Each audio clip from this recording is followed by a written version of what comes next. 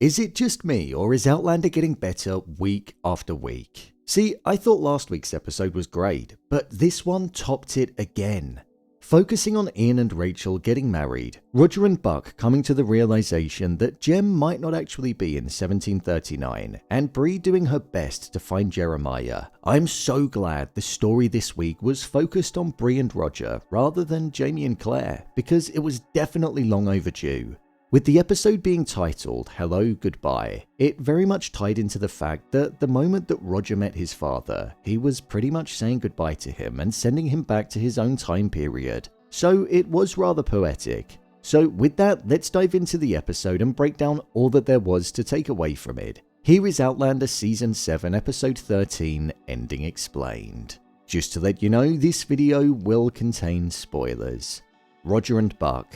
Roger had such a large focus in this episode, and this was because he was on the hunt for Jem, and also his father in the time period of 1739. He wasn't getting any closer to finding him, but with him thinking back to Portnacrig and the dam in the present day timeline and how there was a portal there, he realized that it could well still be the case for back then too. This turned out to be correct, and whilst he was up there, he found some items that belonged to his father, and also a boy which had his father's helmet from when he was a pilot in the war. It was the young boy that directed Roger into the woods, and that was where Roger first laid eyes on his father for the first time in many years. As Roger even said himself, his father was more of a myth than a man due to the fact that he was perceived to have been killed during the war, and he never really knew him. We were left wondering what it was that Roger would say to his father when he first met him, and after showing him that he was also a traveler too, he never actually revealed that he was his son. He only alluded to the fact that his son would be okay even though he was gone.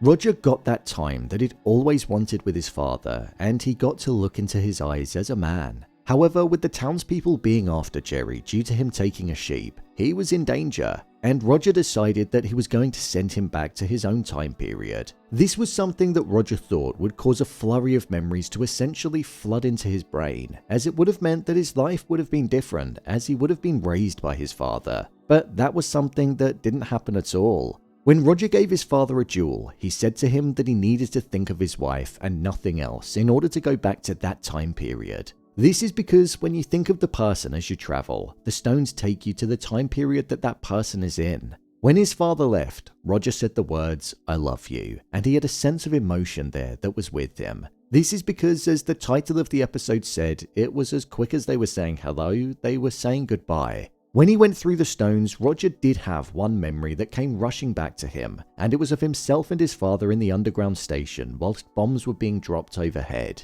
I'm now questioning if we're even going to see Jerry again or the events of the book taking place, as within the novel, once Jerry returned back home, he actually ended up dying whilst saving Roger from a bombing that was taking place. I somehow don't think that we will, and I feel this could be the end of the story for Jerry, and that memory that Roger saw was a nod to what happened. This could be why Roger didn't have any more memories when his father returned, because Jerry was always supposed to die. At the end of the episode, Roger came to the realization that he was probably sent back to 1739 because he was destined to save his father and return him to his original time period. With him doing that, it made him think that maybe Jeremiah, his son, wasn't actually in 1739. So I feel we might well see Roger looking to go back to the present day. Bree said herself that the chances of Roger leaving that time period were slim, because he wouldn't return without his son. But if he's now realized that he's not actually there, then that's a completely different story. Bree and Rob Cameron. Bree was absolutely bossing it with Rob Cameron. I was actually shocked to see how violent she was when she had him locked up inside of the cellar. She threatened Rob with death, but he knew that she wouldn't kill him because if she did, then she'd never find the location of Jem. Within Season 7 Part 1, we saw that Amanda almost had this sixth sense and was able to sense where Jeremiah was. And this was something that helped Bree find Jeremiah in the most recent episode. Jem was locked in the tunnel that Bree was inside of in Episode 5 of Season 7 when Rob Cameron and her work colleagues locked her in there. And Jem found his way out by remembering how Bree said that she got out of there. He saw the blue portal that Bree came across when she was trapped in there, and whilst he was standing there, he could hear his father at that very location 200 years in the past calling his name. This shows that maybe this isn't a portal. but it's a way of actually communicating through time. As Jeremiah ended up walking through it and he was still in the present day, Bree ended up finding him because of the sense that Amanda had, and she was drawing closer to them. When Bree got back to the house, she arrived with the police so that Rob Cameron could be arrested, but she saw that he'd actually managed to escape. Within the novel, this is something that did actually happen, and Bree is now in for a tough time for sure, as Rob Cameron is set to storm her house with a posse of people with the hopes of finding out where the Jacobite gold is. This is going to be something that's going to make her want to escape, and she's going to end up going through the stones in order to do so. As was made apparent when Roger was speaking, the person that you're thinking of most is the time period of where you'll be transported to. So I feel Bree will most likely be taken to 1739 where Roger currently is. However, with Roger now looking to go back to the present day time period, could we see them miss each other slightly? That would definitely throw a spanner in the works for sure. Ian and Rachel. Well, Ian and Rachel definitely had some raunchy scenes for sure. I didn't expect to watch them together for the first time for the amount of time that we did, and to be honest, I don't really feel like it was needed. Ian and Rachel got married in this episode, and it was nice to see them elope because you can definitely see and feel the love that they have for one another.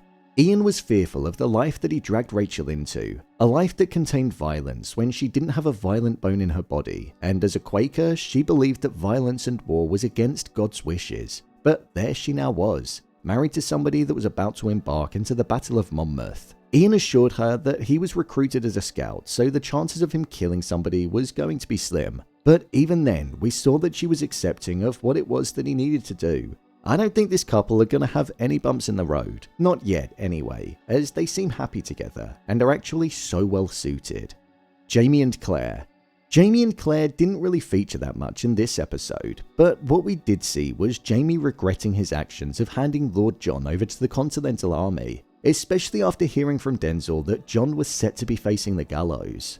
Jamie still wasn't over the fact that Claire and John were intimate with one another, and if I'm being honest, I feel the grudge that Jamie is holding is quite damaging to his character, because after everything that Lord John did for him over the years, he's just tossed him to the side and is just believing and telling himself that Lord John will be okay, despite the fact that he's clearly not.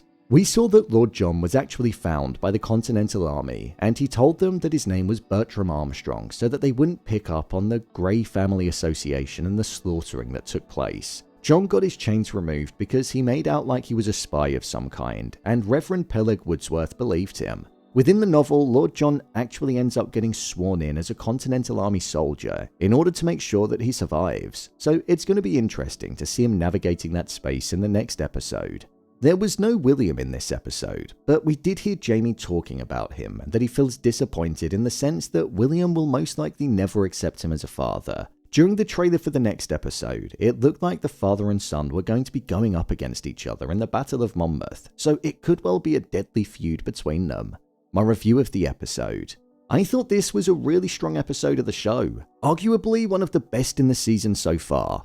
We got the story spread across the different time periods and the different locations, and I feel it all just flowed so seamlessly. Seeing the relationship between Roger and his father was part of the episode that I really enjoyed. You could sense the mourning that Roger had gone through, and then when he didn't tell him who he truly was, you could imagine the pain that he was going through. I also thought it was nice to spend a bit of time with Bree because we hadn't seen her in the show in what felt like such a long time.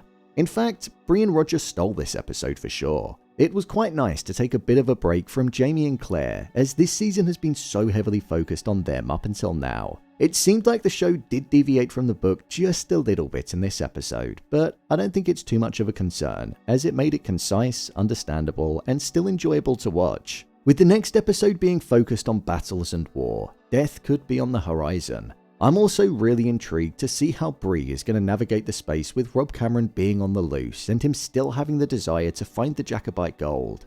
As I said at the start, the episodes are getting better week after week, and I'm really impressed with this season of the show.